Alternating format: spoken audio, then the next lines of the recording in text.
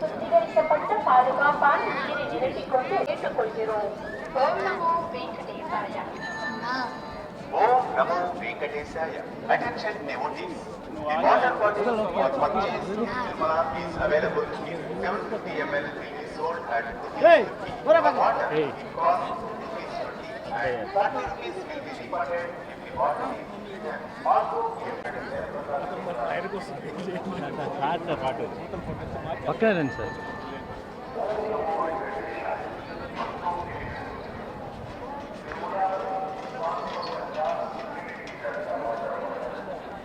చాలే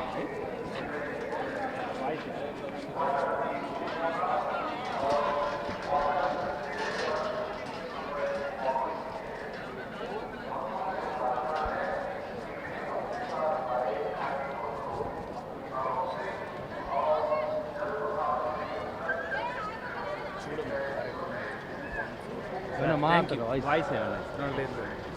నేను ఆ వీడియో షైఫీలో పెట్టాను.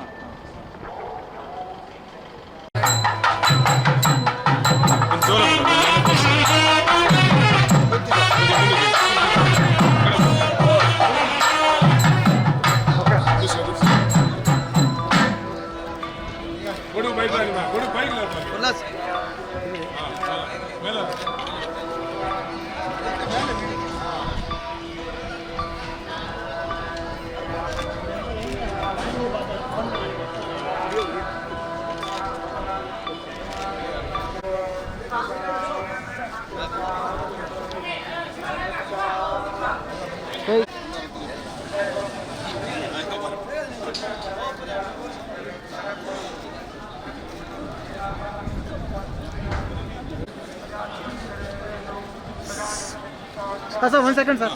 ఇంకా రానిరా. ఓకే వస్తుందన్న. స్వామి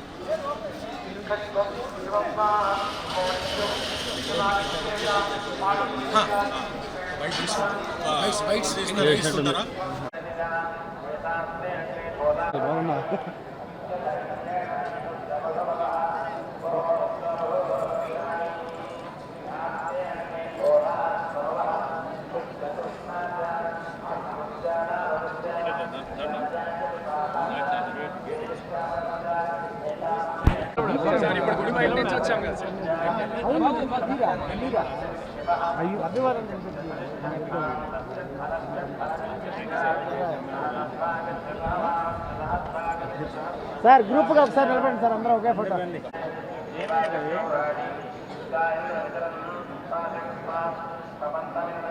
సార్ కొంచెం లోపలికి రండి.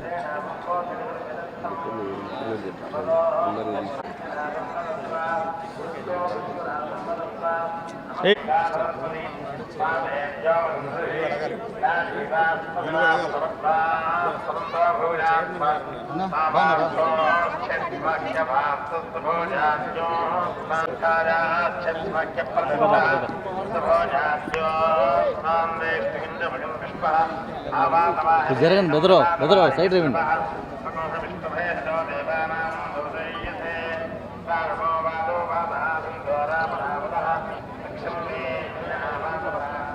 సైడ్ రండి.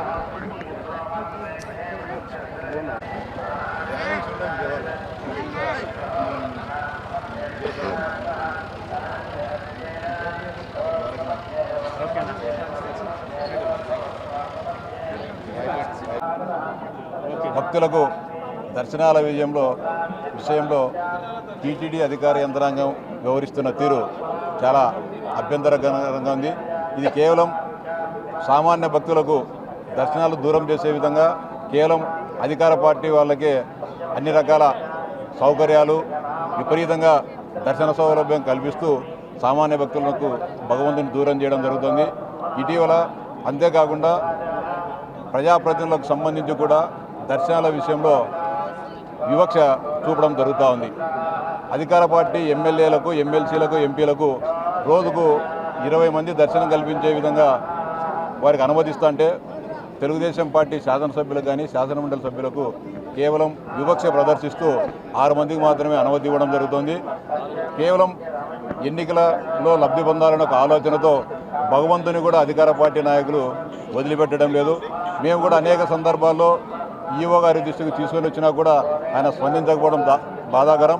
ఇప్పటికైనా కూడా మొత్తం తెలుగుదేశం పార్టీ ఆలోచన ఆకాంక్ష ఒకటి, సామాన్య వీలైనంత ఎక్కువ మంది భక్తులకు దర్శనం కల్పించాలనేది మా అభిప్రాయము. అవసరమైతే ప్రజాప్రతినిధులకున్న ఈ దర్శనాల సౌలభ్యాన్ని తీసివేసినా కూడా మాకు ఎలాంటి అభ్యంతరం లేదు.